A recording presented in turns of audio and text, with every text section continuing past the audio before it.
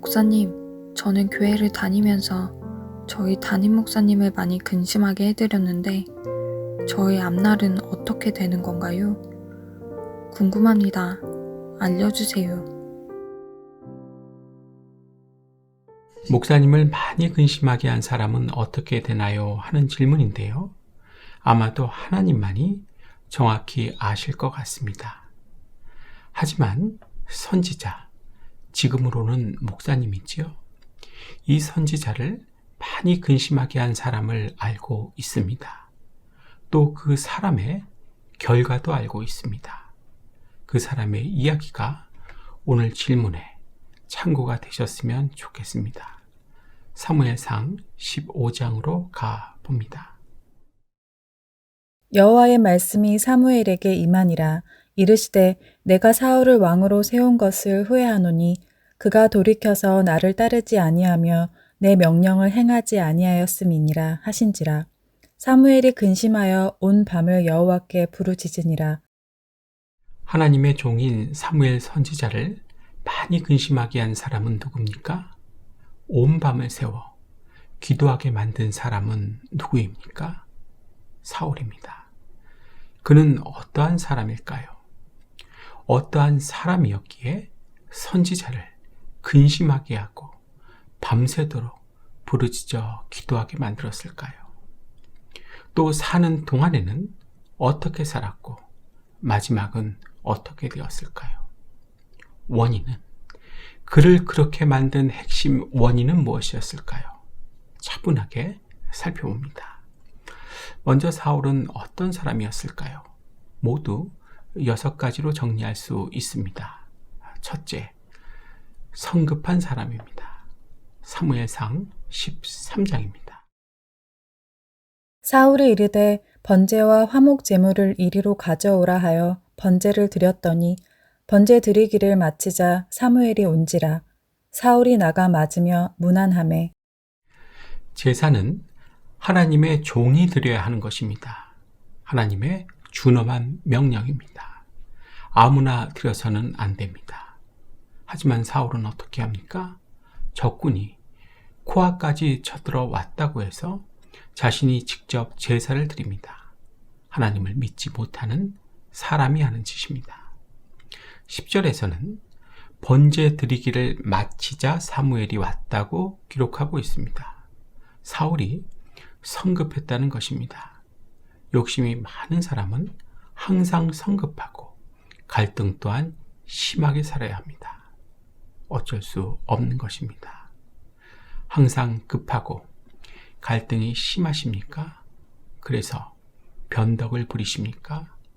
자신의 인격, 성품이 되지 말아야 할 것입니다. 둘째, 하나님의 종을 근심하게 만드는 사람입니다. 사무엘상 15장입니다. 내가 사울을 왕으로 세운 것을 후회하노니 그가 돌이켜서 나를 따르지 아니하며 내 명령을 행하지 아니하였음이니라 하신지라. 사무엘이 근심하여 온 밤을 여호와께 부르짖으니라. 하나님께서 후회하신다는 것을 들은 사무엘은 어떻게 합니까? 자신의 기분과 영광을 위해 기념비를 세우는 사울을 위해 근심하며 밤새도록 기도합니다.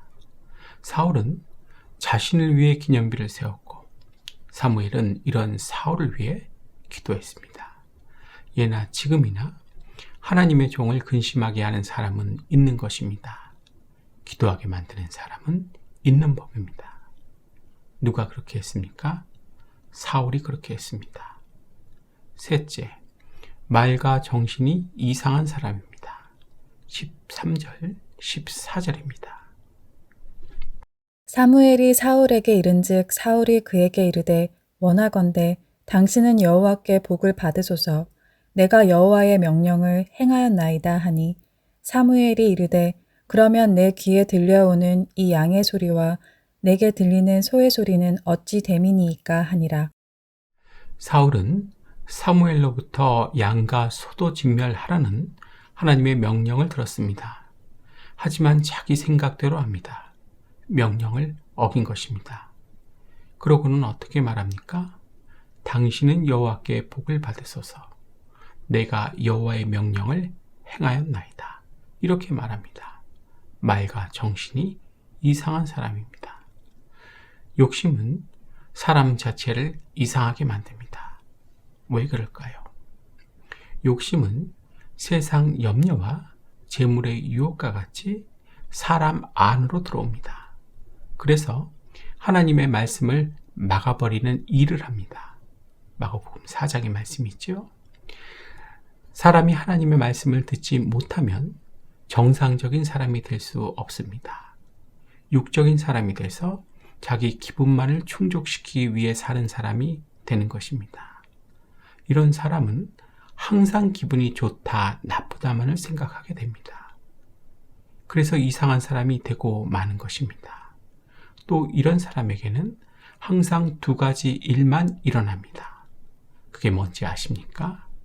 시험에 들거나 시험에 들 준비를 하는 것입니다. 힘들겠죠.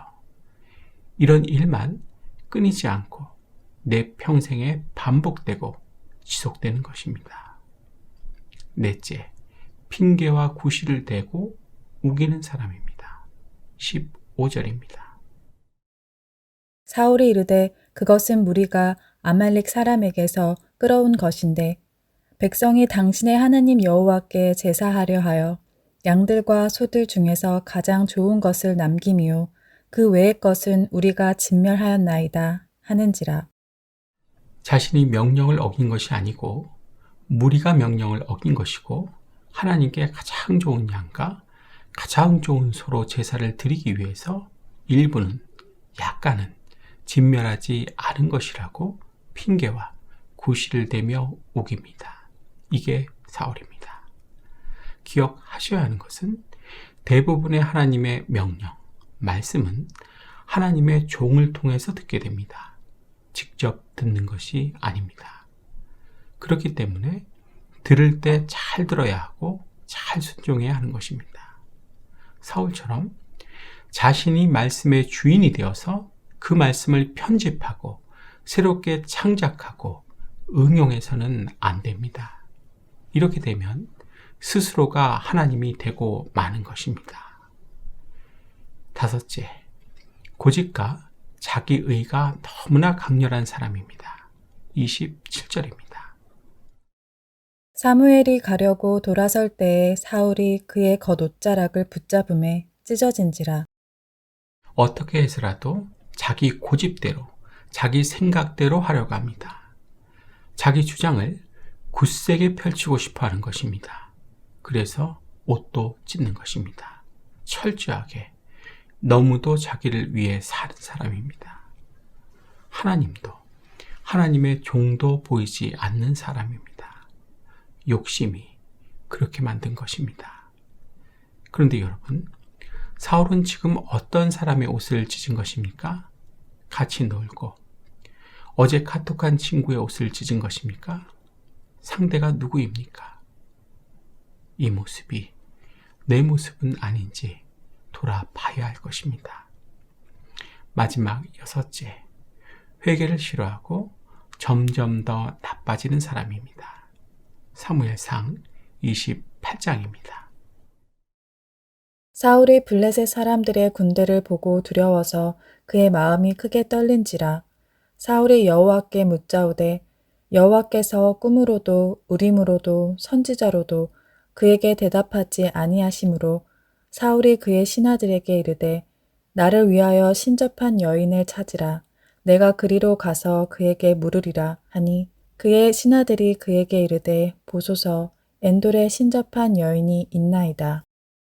사람이 살다 자신의 죄로 인해 사울과 같이 상황이 더 안 좋아지면 하나님께서 용서해 주실 때까지, 대답해 주실 때까지 기다리고 또 기다리고 회개하고 또 회개해야 합니다. 그런데 사울은 어떻게 합니까? 하나님께서 그렇게도 미워하시는 신접한 자와 박수를 찾아갑니다. 회개하기 싫어하고 더 자기 마음대로 하는 것입니다. 분을 품고 화를 내며 하지 말라고 하는 짓을 하는 것입니다. 사람 자체가 더욱더 악해지는 것입니다. 점점 더 나빠지는 것입니다. 이렇게 할 수 있는 사람이 사울입니다. 쭉 살펴보니까 사울은 어떻게 살았는지 여러분 알 수 있으시겠죠? 사울은 어떻게 살았습니까? 사무엘 선지자로부터 영적인 사형 선고를 받고 하나님께 버려진 채로 살았습니다. 악령이 달라붙어 번뇌하며 너무도 불안하고 괴롭게 살았습니다. 그런 와중에도 회개할 줄 모르고 점점 더 악하게 자기 멋대로 살았습니다. 이런 사울의 최후는 무엇입니까? 자살입니다. 세 아들과 함께 죽는 것입니다. 목이 잘린 시체가 되어서 벳산 성벽에 박히게 되는 것입니다. 집안 전체가 망하는 것입니다. 사랑하는 여러분, 사울이 이렇게 된 핵심은 욕심입니다. 욕심이 이런 사람으로 만들었고 욕심이 이렇게 살게 만들었으며 욕심이 이러한 최후를 맞게 했습니다. 욕심이 많으십니까? 자신에게 한번 물어보세요. 어떤 선지자를 많이 근심하게 한 사람, 사울에 관해 살펴봤습니다. 사울에 관한 이 이야기가 질문에 작은 도움이라도 되셨으면 좋겠습니다. 질문해 주신 분의 착한 마음 가운데 하나님께서는 용서와 위로와 깨달음과 지혜를 주실 것입니다. 오늘은 여기까지 하겠습니다. 잘 들어주셔서 감사합니다.